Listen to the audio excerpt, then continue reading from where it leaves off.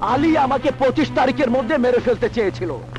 আজ 20 তারিখ, উল্টো আমি ওকে মেরে ওর সব আলটিমেটামের সিগন্যাল ডাউন করে দিয়েছি। ঢাকার কিং হ্যাজ ফিনিশড। না বেটা, যতক্ষণ পর্যন্ত না আলীর লাশ আমি সচক্ষে দেখব ততক্ষণ পর্যন্ত ওর মৃত্যু হয়েছে এটা আমি বিশ্বাস করতে পারবো না। লাশ পাবি কোথায় বাবা? ওকে পুড়িয়ে ছাই করে দিয়েছি। একবার যখন নির্ঘাত মৃত্যুর হাত থেকে বেঁচে গিয়ে প্রতিশোধ নেবার জন্য আমাদের পিছু নিয়েছে, তখন আমার মন বলছে এবারও আলী মরেনি, আমি ওর লাশ দেখতে চাই। আহ বাবা, তুমি যে কি বলো আমার মাথায় ঢুকছে না। ফোন ওঠা। আমার মন বলছে ঢাকা কিং এর ফোন। ফোন ওঠা। No tension. Life is a game of competition. শোন টিক্কা, তোর পাতা ফাঁদ থেকে আমি বেঁচে গেছি।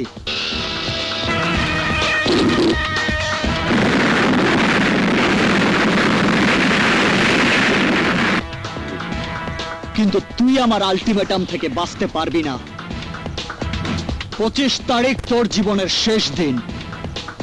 এখন থেকে প্রতি সেকেন্ড, প্রতি মিনিট, প্রতি ঘন্টা তুই তোর মৃত্যুর ডাক শুনতে পাবি।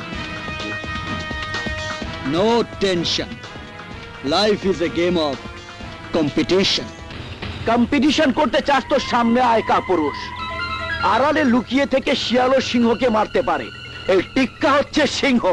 তোর বুকে সাহস থাকলে সামনে এসে এই সিংহের মোকাবেলা কর। আমি তোকে চ্যালেঞ্জ করলাম। টিক্কা, মৃত্যু যার পেছনে তাড়া করে তার কোনো কিছুই ঠিক থাকে না। তুই ভুলে গেছিস আমি বলেছি 25 তারিখ তোকে মারবো। এখন তুই বল 25 তারিখ তুই কোথায় মরতে চাস? হিমছড়ি বিচে সকাল 10টায়। আমি আসবো, তোর পছন্দের জায়গাতেই আমি আসবো। তুই আলীর সঙ্গে মোকাবেলায় পারবি না টিক্কা। পারবো, অবশ্যই পারবো বাবা। এবার আমার কাছে একটা তুরুপের তাস আছে, চলো তোমাকে দেখাই।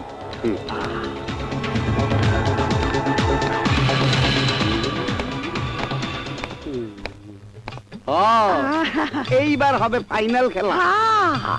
ওরা তো কবর কাটে নাই, চল যাই আমরা এগো কবর কাটি গিয়া। কি কষ্ট রুস্তম, তোমারও কবর কাটতে হইব, চলো যাই। আমার মরণের তো শখ নাই। মরতে চাইলে তুই মর গিয়া, আমি আল্লাহর কাছে মাপ চামু, যাই নামাজ পড়ে গিয়া। হ্যাঁ